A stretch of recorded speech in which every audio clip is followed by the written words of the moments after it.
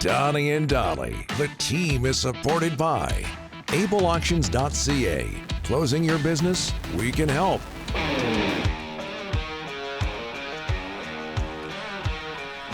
It is Wednesday, and all of our guests today are brought to you by the Vancouver Giants, celebrating anniversary 25 this year. Do we have a new read here? Oh, look at this. Right? Here we go. Somebody scrambling. An inside look at the inner workings of Donnie and Dolly. Yeah. There we go. New script. Friday night is Hockey Fights Cancer night for the Giants as they take on Portland. Puck drop is 7 p.m. Sunday, the Gmen take on Kamloops for their annual Trick or Sweet night. Rick, where fans can celebrate Halloween early. Puck drop is at 4 p.m. and the game is followed by a post-game skate for the fans. Visit VancouverGiants.com for ticket info. You wanted to make a point because a lot of people are talking about us focusing on, not just us, but the people who emailed us and texted us late last night and early this morning. But you wanted to make a point. These people are saying, well, Don, Rick, what about total ice time? It's still a question mark versus 5 on 5. It's not good. Pedersen's total ice time was 16 minutes. 5 forwards had more ice than him. That's not good, Don. He needs to be as a number one centerman at 19, 20 minutes. That's what your top centers play. Nazem Kadri in his first game of the year this year in Edmonton played 24 minutes, albeit that game went in overtime.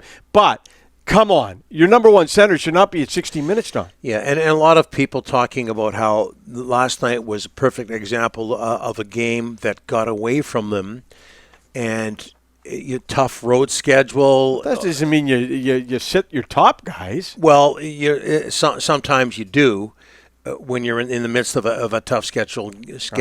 Give them a rest, and on you go to the next game.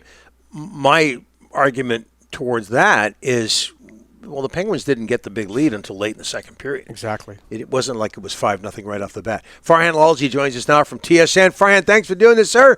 How are you?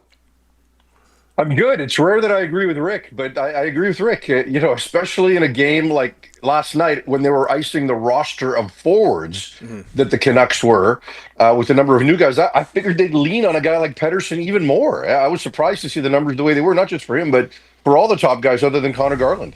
All the top forwards, I should say. Yeah, and he was on the PK and the power play as well, but they needed him to play like an $11.6 million a year big time player. The thing is, he didn't get on the ice as much as a lot of people would like. What do you think of Adam Foote so far as a head coach? It's been 7 games for him. Yeah, look, I think the sample size probably isn't big enough. I didn't like what I saw in the games at home early on to start the season. Those first 3 games weren't necessarily good outside of the one period against Calgary, but he certainly turned things around on the road, and their attention to detail has been better. Their physicality has been better. There's a lot they're doing in those first 3 games of the trip that would indicate a level of buy-in. So, and that's why I say you need a bigger sample size, because some of us overreacted after 3 games. Some of us overreacted after the first 3 games of the trip. Yep. It's going to be a bit like that. And, this coming game, they likely are going to get Brock Besser back. We'll see if they get Teddy Bluger back. We'll see what it looks like with Thatcher Demko between the pipes. So there's just going to be so much that's going to vary from game to game. I just think we need to at least get to the 20-game mark before we issue a grade. We got a lot of this yesterday, emails and text, Farhan. Well, Philip Hedl, Lord knows how long he's going to be out. Bluger is out. They've been talking about a trade for a number 1 or number 2 center for a long, long time. Is now the time you make a significant trade, or you just go with what you've got? Teams have got you over the barrel right now, and it's going to take a Godfather offer to move a reasonable guy that you can firmly establish in your top 6. So I think they're going to, number 1, they've been trying for a while, and they're going to continue to try. They tried in the opening week of the season. Then Philip Hedl played really well. Did that all of a sudden mean they stopped trying? No, it just meant there was a little less pressure to get it done, and now the pressure's back on again. So they're probably going to want to wait and see what the verdict is on Hedl. But as we know, in situations like this, it's going to take a while. It's not like a leg injury where you can project 2 weeks. With this, you just don't know. I know Rick talked about possible season-ending IR being on the table, not a done deal, but certainly on the table. The people that I've talked to in the organization say it's just too early to tell. So, if you get Bluger back, and it certainly seems like Bluger, when you get him back, isn't going to be 100%, right? It's going to be a guy that can get banged up again and in and out of the lineup quick. can Ratu and Sasson do enough early to make them feel a little less pressure? I don't know, right? But I just never felt this team was good enough to contend anyway. So I worry about the thought that you're going to mortgage a ton of assets to go get a short-term fix just to like make Quinn Hughes happy. Is that where we're at right now? So I don't know. I wouldn't overreact. I like look. I'd still be looking. I just wouldn't be willing to overpay big time to go get a marginal player. All right, let's go over to the BC Lions in Saskatchewan, final regular season game. Are you under the impression the Riders, who have already locked up first place, will be sitting a lot of guys? I don't think they will be, to be honest. Wow. I think Trevor Harris is going to play. He got first team reps early in the week. And because they sat a number of key guys last week, they don't want to be sitting guys for 4 or 5 weeks before a West final. Right. So I think their strategy was take your foot off the gas last week, try a little harder this week, even if it's just for the first half, let's say. And then you've got a week off for those guys. And CFL rosters make it difficult, right? I mean, most teams, for example, Rick, dress 6 offensive linemen.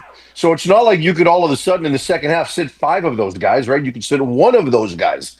Same thing at receiver, right? Like you just can't dress so many extras, and so often teams dress so many of those extras, extra linebackers, extra edge guys, just so you can have special teams bodies, right? So I think they're going to address a stronger roster than they did last week. If guys are physically capable of playing at 100%, they will. If guys need more time, they'll give it to them. But I think you'll see a better team than the one that almost lost to Winnipeg, or the ones that did lose to Winnipeg by a point.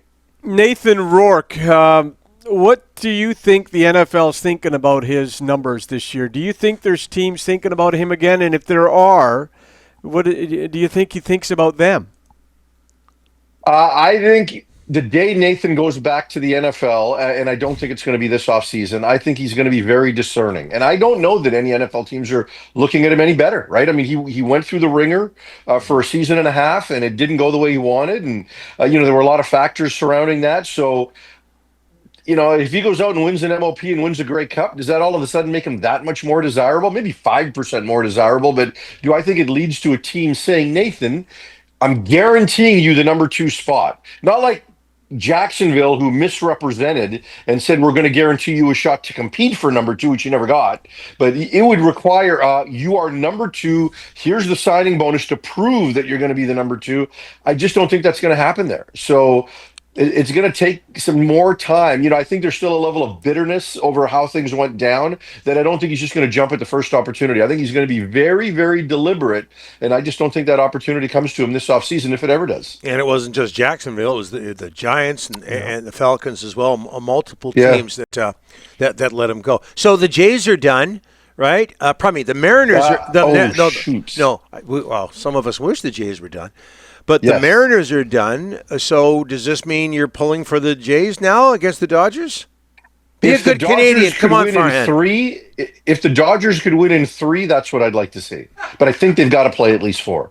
So I hope the Dodgers make fast work of the Jays so we can hear less about it and they can take up less oxygen. There is no chance I would ever cheer for the Jays. But disappointed. Like these are 2 separate questions, right? Like I really like the Mariners. I don't like the Mariners because I hate the Jays. Those are 2 both separate entities for me. Yeah. So I'm disappointed because I think the Mariners could have won that series. I think Dan Wilson made some mistakes in the final 2 games in Toronto. They had opportunities, especially in that last one with the pitching decisions the way they went. Look, Wilson showed a level of managerial inexperience at that stage, but I think he made a lot of good decisions along the way, right? So for me, I'm just going to appreciate the run that they went on. Lost opportunity, absolutely, but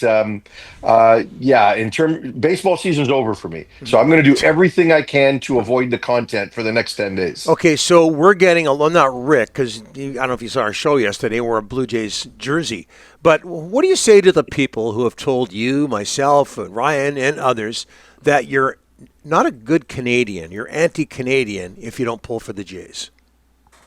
Yeah, I've spent 53 years of my life in Canada, and I love this country.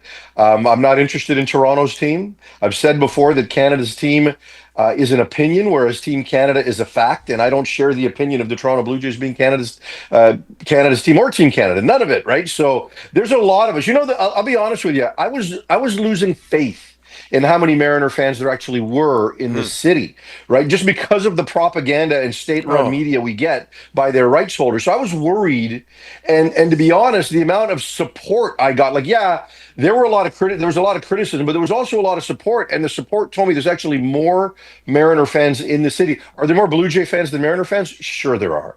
But for me, I believe that the numbers are even closer, right? I mean, it's funny because I did a tweet at the end of the series saying, I'm disappointed, and I muted the conversation. I went back and looked just to see how many replies, and there was like 160.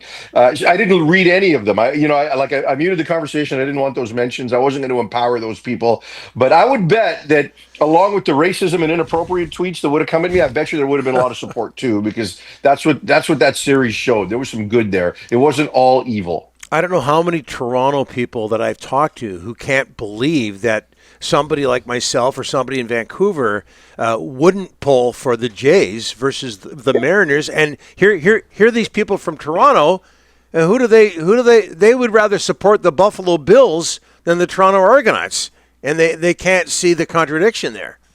I had there was a reporter, Curtis Crabtree, was it Curtis? Corbin. It was Corbin. Anyway, in Seattle. And he was sitting a few seats over from us. And Corbin is American, grew up in Ohio, cheers for the Blue Jays. Why? Because he grew up like 3 hours away. It was closer for him to get to a Blue Jay game than it was for him to get to a Reds game, than it was for him to get to a Cleveland Guardians game. So I'm like, hey, good for you. Like, whatever you connect with, whatever you resonate with, and he lives in Seattle and and he was actually in the press box cheering for the Blue Jays. Good for you. Whatever you connect with, I'm good with. And nobody should pass judgment on what I connect with. Farhan, thanks for this. Love the passion. Next week. Let's do it. Sorry, Rick. By next week, this series should be over. No, you just keep. Hey, at least Blue Jays are in it. They're in it. I can't say the same for you three and the Mariners. At least the Jays are in it. Yeah. And if they do win it, hey. Now we can be excited about when things go poorly. Shohei. Yeah. Thanks, Brian.